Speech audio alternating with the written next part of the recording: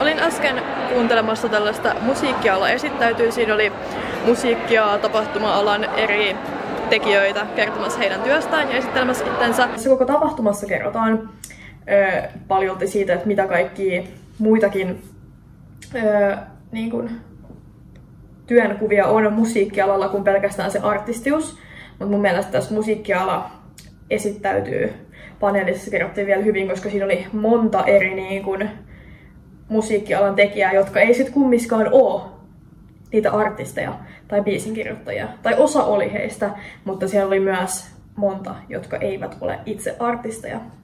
Vaan kerrottiin, mitä kaikkea siellä on sen artistuuden takana. Esim. Just manageria, A&R, kaikkea tämmöistä. Niin se oli tosi silmiä avaavaa. Ja seuraavaksi mä menen kuuntelemaan musiikin markkinoinnista, koska se kiinnostaa mua. Ja siellä on puhumassa Jere Saajoranta, jonka tunnen entuudestaan, koska kävin hänelle ottaa promokuvia, mutta muut tyypit on mulle uusia, niin saa nähdä. Kerrotko Jere kanssa taustoja? Kiitos.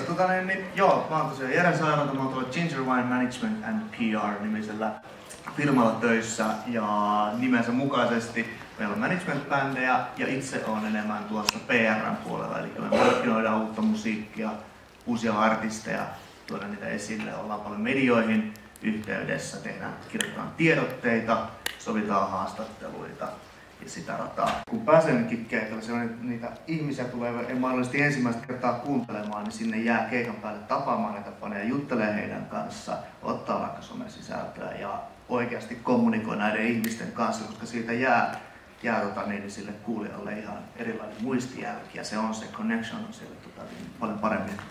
Kyllä. Tässä tapahtumassa aina paneelien jälkeen noi paneeleissa olevat puhujat jäi tuohon aulaan ja heiltä oli mahdollisuus mennä kysymään ihan mitä ikinä halusi ja se oli mun mielestä tosi kiva.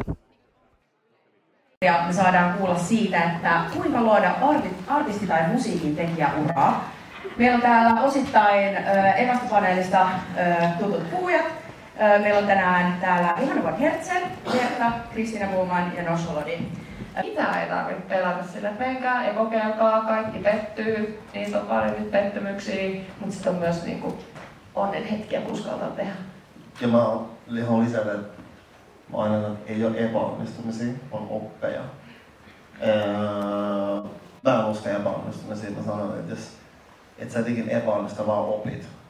Mä oon Kristiina Boman, mä oon laulaja, lauluntekijä ja toimittaja. Mikä sai sut haluamaan tulla puhua tänne nimenomaan tähän tapahtumaan? Mä halusin tulla just tänne tapahtumaan puhumaan sen takia, että musta on siistiä, että tämmöisiä tapahtumia järjestetään ja ne on saatavilla kaikille. Että oli ilmanen, eikä tänne tarvinnut mitenkään kuulua minnekään, että sä pääsisit mukaan. Mä oisin itse kaivannut paljon tämmöistä tietoa, mitä tänään on ollut saatavilla, joten musta on siistiä olla osana jakamassa sitä eteenpäin. Mun vinkki tulevaisuuden tekijöille on, että löydä oma tapa tehdä asioita. Se ei välttämättä ole samanlainen kuin jonkun muun tapa tehdä asioita, mutta se, että löytää oman ja itselle toimivan tavan tehdä asioita, palvelee varmasti jatkossakin. Ja monia asioita voi opetella, sosiaalisuutta, verkostoitumista, kaikkia näitä asioita voi opetella ja niitäkin kannattaa tehdä oman näköisellä ja itselle sopivalla ja itsestä hyvältä tuntuvalla tavalla. Tänne tapahtumaan oli päässyt myös Yle X:n tyyppejä paikalle ja heidänkin kanssa oli mahdollisuus mennä samalla tavalla jutustelemaan kuin noiden paneelien puhujien kanssa.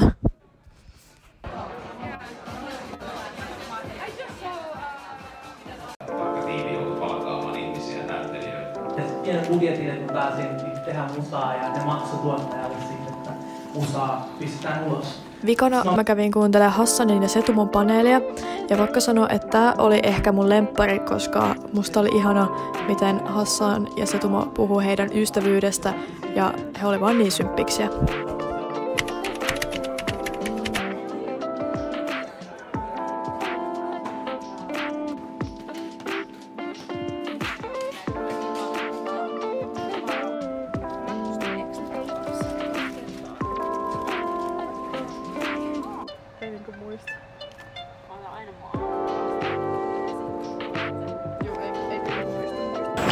Olemme kotiutuneet takaisin koto Helsinkiin.